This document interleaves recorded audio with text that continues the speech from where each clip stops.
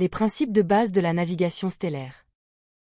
Comme je l'ai expliqué dans la dernière vidéo, les TGTiens interprètent l'univers comme un milieu liquide de haute densité et de haute vibration dans lequel un ensemble d'harmoniques intentionnelles, utilisant des impulsions gravitationnelles, provoque la condensation des vibrations en ondes stationnaires qui forment à leur tour les particules qui, une fois combinées, formeront tous les objets solides.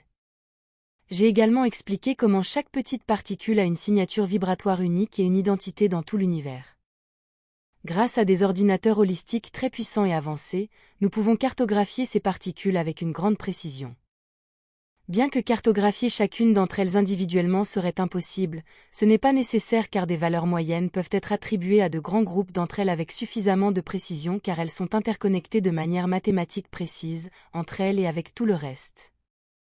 Ainsi, nos ordinateurs peuvent anticiper et prédire les valeurs que certaines particules spécifiques doivent avoir dans n'importe quelle zone donnée si le besoin se présente.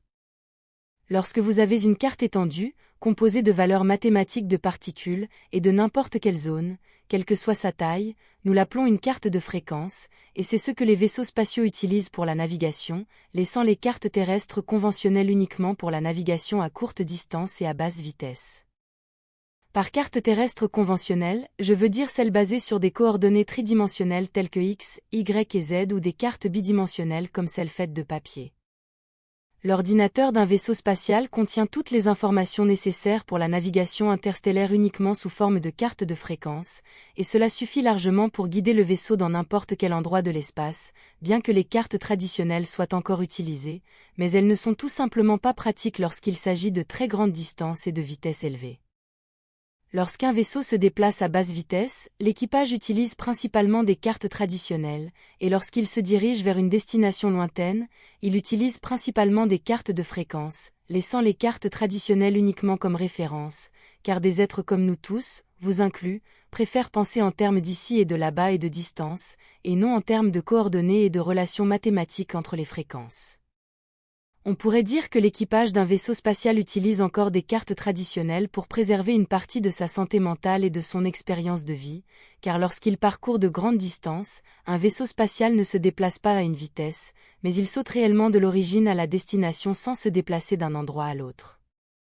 Le mode de voyage appelé hypervitesse ou hyperespace fonctionne en connaissant la fréquence exacte de la carte de destination, ainsi que la fréquence exacte du lieu de départ.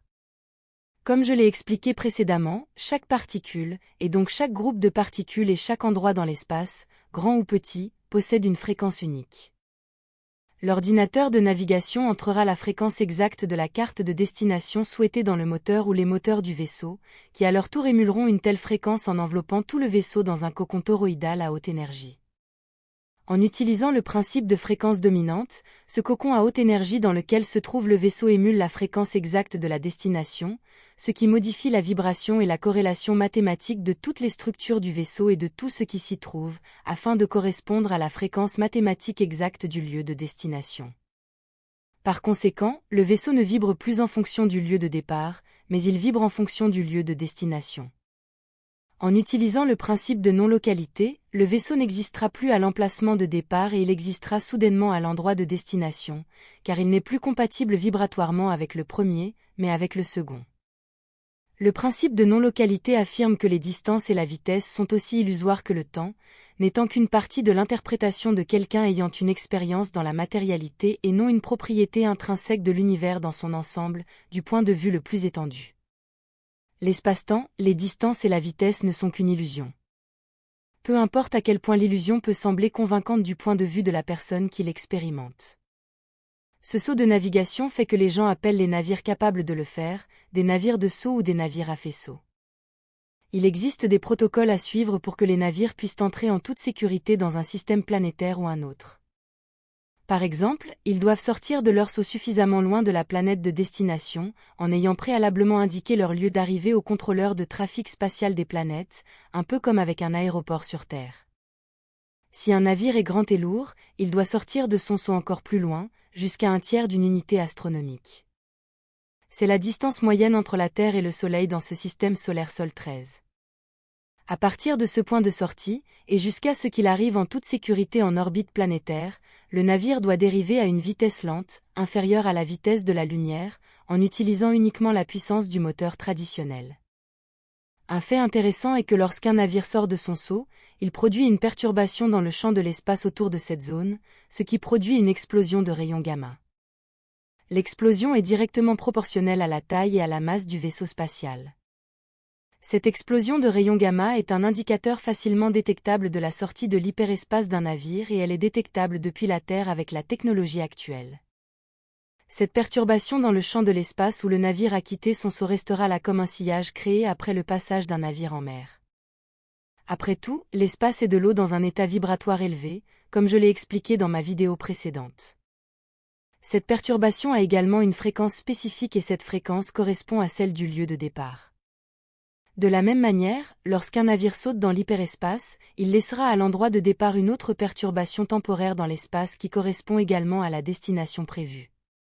Ainsi, pendant quelques secondes, un autre navire doté de capteurs de haute puissance bien réglés peut savoir où l'autre navire est allé, et son ordinateur de navigation peut efficacement tracer sa trajectoire pour le suivre.